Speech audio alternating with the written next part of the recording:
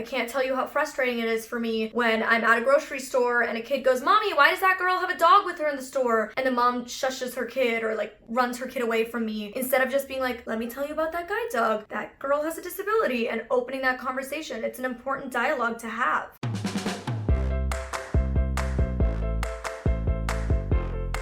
Hello and welcome back to this special little corner of the internet that is just for you and me to hang out. Before we jump into this video, I want to thank 2020 Census for sponsoring this portion of the video. 2020 Census is one way to support our communities and make sure we are represented and our voices are heard. It only happens once a decade, and the results help the government determine where funding will go for things like schools, financial support for childcare programs, job assistance, disability support, and so much more. It's extra important if you rely on programs like so many in the disability community do, that you take the time to fill out the census. Census data affects hundreds of billions of dollars in federal funding for critical services and programs each year for the next 10 years. 2020 Census only asks questions like name and age. It does not ask for things like social security number, banking information, or citizenship status. You don't have to worry. Your responses to the 2020 Census are kept confidential and won't be shared with any other government agency. Make sure your voice is heard and you are represented by filling out the 2020 Census today. It's really easy to do online at 2020census.gov, and remind your loved ones to fill it out as well. Linked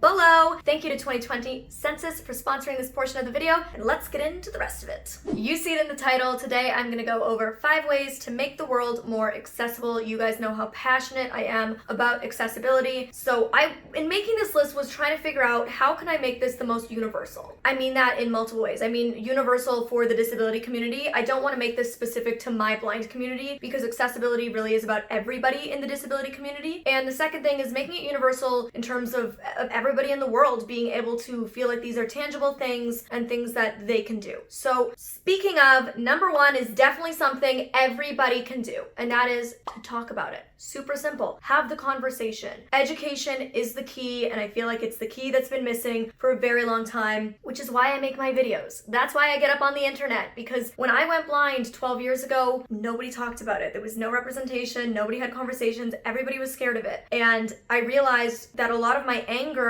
was coming from how ignorant society was. And I realized I can't be angry at society for being ignorant if I myself am not willing to actively educate people. And that's why I do this for a living. That's why I do this every single day, and I'm so passionate about it. But I can't be, one of very few people out here educating. It's up to teachers to talk about it in schools. It's up to parents to talk about it with their kids. I can't tell you how frustrating it is for me when I'm at a grocery store and a kid goes, "Mommy, why does that girl have a dog with her in the store?" And the mom shushes her kid or like runs her kid away from me, instead of just being like, "Let me tell you about that guide dog. That girl has a disability," and opening that conversation. It's an important dialogue to have. Don't stop your kids from looking. Don't stop your kids from asking questions. Don't stop your kids from pointing. Take those as opportunities to educate. Whenever I hear parents actively educating when their kid asks about me and my guide dog, I stop and I thank the parent, and I tell them that they're doing exactly what they should be doing. And whenever a parent tries to shush their kid, I stop and I get down to the kid's level and I have the conversation with the kid to show the parent it's actually completely okay to have this conversation and it's totally okay to talk about it. So that's number 1. I think in schools it should be more actively talked about and taught, because there is so many disabled kids in schools, and we're often just shuffled off to separate classrooms and hidden away and segregated. And even if we're integrated within the classroom, we have our own special teacher and we're in the back corner. At least that's certainly how it was when I was growing up in school. So we become the different scary kid instead of having these open conversations about it. So education, I can't talk about it enough. It's the most important thing. Watch these videos, share them with your friends. If you're also disabled and as passionate about accessibility in this world as I am, and you are as passionate about education and awareness and representation, then I encourage you to start being your own voice, being your own advocate, and I mean, the internet's the perfect place to do it. I want more people on YouTube with disabilities. It's been amazing over the last 6 years to see how many more people have started channels or Instagrams or TikToks who are disabled, but we need more. We need to take over, you guys. That's all I'm gonna say. Number 2,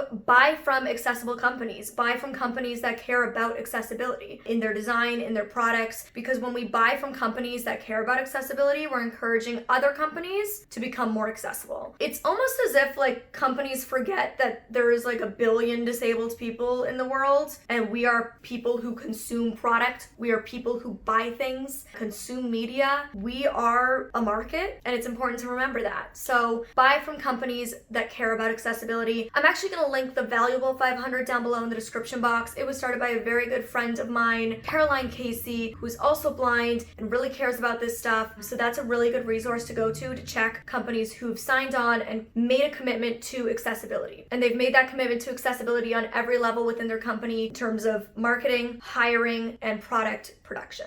Which perfectly leads me to point number 3, hiring more inclusively. If you work for companies, encourage your HR department to hire people with disabilities. I feel like it's really easy when you're hiring to hire able-bodied people because it's what you know, it's what you're comfortable with. If you don't know a lot of disabled people, it's really easy to look at the way we've been portrayed in media historically and be like, they're not going to be capable. But give us a chance, because I promise you, when you are disabled, it forces you to be incredibly creative. It forces you to be very independent, to be able to advocate for yourself. And there's just so many valuable skills that I think you gain from being disabled. Being more empathetic, being able to connect with people on a deeper level. All of these things are really valuable things that you could bring into your company by hiring people with disabilities. Number 4, representation. We need more representation. This leans into the whole marketing thing that I mentioned too. You know, we really need to see ourselves represented more on social media, in mainstream media, in ad campaigns and marketing campaigns for major companies. I'm going to link the Ruderman Foundation down below, who has a ton